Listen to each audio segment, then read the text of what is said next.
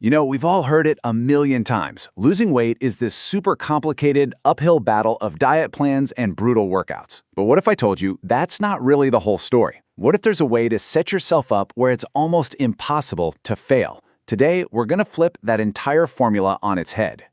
So let's just kick things off with a pretty wild idea.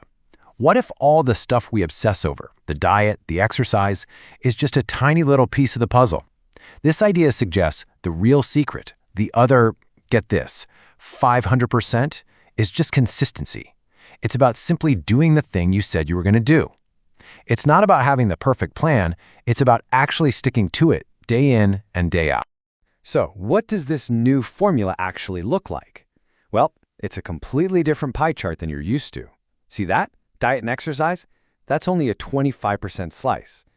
Quality sleep gets its own equally important 25% chunk because, let's be real, when you're exhausted, your hunger hormones go haywire and all you want is junk food. And then there's the big one, the massive half of the entire circle, 50%, all dedicated to consistency. This is the framework we're going to build on today. All right, so that tees up our first big topic perfectly, mastering your mindset. Because honestly, before you even think about counting a single calorie or doing 1 minute of cardio, you have to win the battle that's happening between your ears. This is the foundation that literally everything else is built on. And look, this isn't some vague, just think positive advice. There's an actual actionable roadmap here. It's a 5-step process. You start with that initial spark of inspiration. Then you forge it into a solid, concrete goal. From there, you build a realistic plan. Then, and this is key, you engineer your environment for success. And finally, you just repeat until it all becomes an automatic habit. Let's dig into that second step for a sec, the goal. You know, saying I want to lose weight is kind of useless, right? It doesn't mean anything. You need something you can actually measure, and it has to have a deadline. Something like, I will lose 5 pounds by July 1st. Now that's a target. It gives you a finish line, and it creates little checkpoints along the way to keep you fired up and on track. And this brings us to one of my favorite parts, your environment. Just look at these 2 morning routines. On the left, you're basically setting yourself up to fail. The easy, tempting choice is right there in your face. But on the right, you've engineered your own success. The healthy breakfast is already made, your workout clothes are waiting for you, you've made the right choice the path of least resistance. You've rigged the game in your own favor. But of course, even with the absolute best setup, temptation is gonna find you. So let's just imagine this ridiculous scenario. You literally trip and fall face first into a booth at IHOP, and a stack of pancakes just lands in front of you. What do you do now? This is where that mental prep work really gets put to the test. The real secret here is to know ahead of time the lies your brain is going to tell you. We've all heard these, right? Oh, one little cheat meal won't hurt. I'll be extra good tomorrow, I promise. The key is recognizing these little excuses for what they are, self-sabotage. You have to be ready for them. And remember, willpower is like a muscle. It gets tired. You can't rely on it 24/7, which is exactly why setting up your environment is so important. Okay, so now that we've got our heads in the right space, we can finally move on to the actual mechanics. Let's talk about the 2 main roads you can take to get to fat loss. First things first, we have to talk about the one non-negotiable law of fat loss, the calorie deficit. It's just simple science, really. If your body burns, say, 2,000 calories in a day, but you only feed it 1,700, it has to get that missing 300 calories from somewhere. And guess where it gets it? It taps into your stored body fat for energy. That's it. That's the fundamental rule of the game. So how do we actually get into that deficit? Well, you've basically got 2 main ways to play this game. On one hand, you can be a meticulous calorie counter. The upside, it's super precise, and it's pretty much guaranteed to work if you do it right. The downside, it can be a little tedious. Or you can go the food quality route. Just focus on eating whole, unprocessed foods. This way is way more intuitive, but it's not as exact, and it really relies on you making good choices consistently.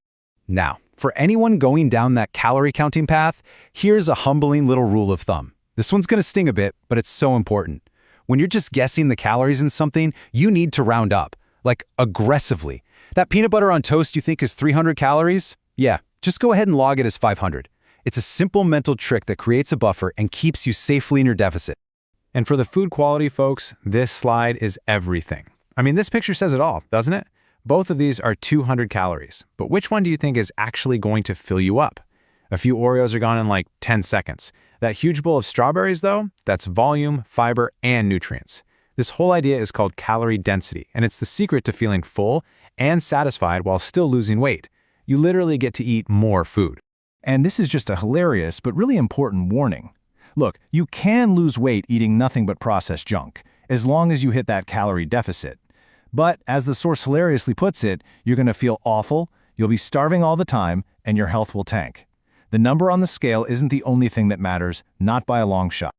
Okay, let's get tactical. We're going to do a rapid-fire round of super practical, actionable tips. Think of this as your daily toolkit. Simple little strategies you can start using like today to make this whole process way, way easier.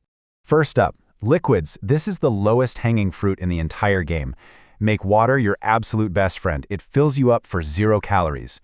Just cut out all liquid calories. We're talking soda, juice, those fancy coffee milkshakes. That is a massive, easy win. And if you have a killer sweet craving, a diet soda can be a great strategic tool to crush it without wrecking your progress. Next, let's talk about how you eat. For real, stop the mindless snacking. Most of the time, that's just boredom, not actual hunger. Try spreading your calories out over 3 to 5 smaller meals to keep hunger at bay. Use simple mind tricks like using smaller plates to make your brain feel more satisfied. Or you could even give intermittent fasting a shot, which just means you eat all your food within a specific window of time each day. It can be a great way to control your total intake. Get smart in the kitchen. There are so many amazing low-calorie swaps that can save you hundreds of calories without you even noticing. Instead of regular peanut butter, try peanut butter powder. Use egg whites instead of whole eggs sometimes. Swap your regular rice for cauliflower rice. These small trades dramatically lower the calorie count of your meals, but you still get all the flavor. And finally, exercise.